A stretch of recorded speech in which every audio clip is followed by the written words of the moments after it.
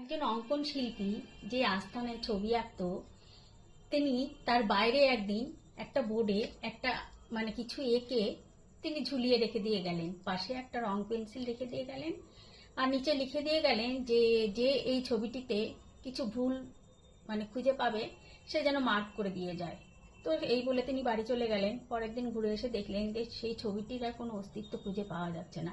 যে যেখানে পেরেছে সেখানে মার্ক করে দিয়ে চলে গেছে। তো তিনি খুব চিন্তায় পড়ে গেলেন, ভাবলেন আমি কি এতই খারাপ আঁকি? তো তিনি পরের দিন আবার সেম কাজ করলেন।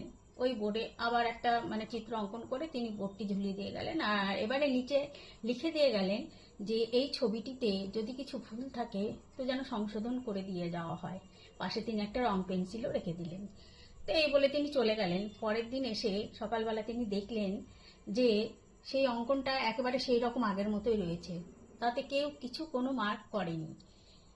তো বন্ধুরা, এর থেকে বোঝা যায় মানুষ লোকের ভুল ধরতে ওস্তাদ।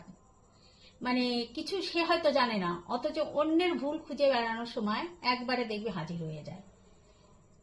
তো বন্ধুরা, তোমাদেরকে এটাই বলবো, এই গল্পটা বলার উদ্দেশ্য এটাই যে লোকের কথায় একদম কান দেবে না। নিজের যেটা ঠিক মনে হবে, সঠিক মনে হবে, তুমি সেই কাজটাই করবে।